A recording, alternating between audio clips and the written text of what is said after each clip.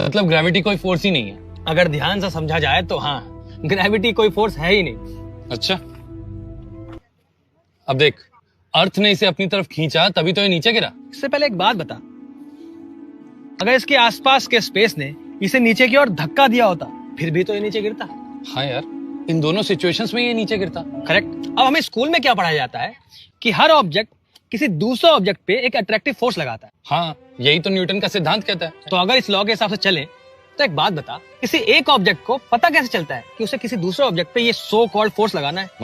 मतलब ये कि वो आखिर क्या चीज है जो इन दो ऑब्जेक्ट के बीच में इस ग्रेविटेशनल फोर्स की इन्फॉर्मेशन को कैरी कर रहा है? या देख, एक ऑब्जेक्ट दूसरे ऑब्जेक्ट पर फोर्स लगाता है। क्यों लगाता है?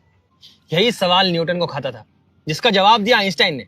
इसको ऐसे समझते हैं कि मान ले कि ये सन है और ये अर्थ, तो इन दोनों के बीच में क्या है? स्पेस है, और क्या है? यही आइंस्टाइन ने सोचा कि दो ऑब्जेक्ट के बीच में है स्पेस, तो स्पेस को ही इस ग्रेविटेशनल फोर्स की इन्फॉर्मेशन कैरी करनी चाहिए। और इसी थॉट एक्सपेरिमेंट के साथ उसने डेवलप कर दी जनरल थ्योरी ऑफ रिलेटिविटी, जिसने आगे चल के दुनिया को यह साबित किया कि ग्रेविटी कोई फोर्स ही नहीं है, बल्कि ये इफेक्ट पैदा होता है स्पेस टाइम कर्वेचर के मुड़ने से। बिल्कुल सही।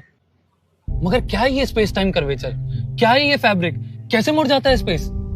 मुझे तो आसपास कुछ भी मुड़ा हुआ नजर नहीं आ रहा। जरूरी नहीं कि जो चीज नजर आए दिखाई दे वही सच हो। आंखें धोखा खा सकती है मगर मैथमेटिक्स नहीं। मगर यार, कैसे कोई मास किसी स्पेस टाइम कर्वेचर को मोड़ देता है? इसका जवाब है हमारे पास? नहीं, हम सिर्फ ये जानते हैं कि ग्रेविटी क्या नहीं है। जैसे ग्रेविटी कोई फोर्स तो नहीं है। इनफैक्ट क्वांटम मैकेनिक्स भी, जो कि सब चीजों का एक्सप्लेनेशन दे पा रही है, वो भी ये नहीं समझा पा रही कि आखिर ग्रेविटी है क्या। यार, इससे तो और कंफ्यूजन बढ़ गई। आखिर है क्या ये यूनिवर्स? काम कैसे करता है? क्या चल रहा है ये सब? यही तो सारा खेल है यार। हम जितना इस यूनिवर्स को समझते हैं ये उतना ही कम समझ में आता है।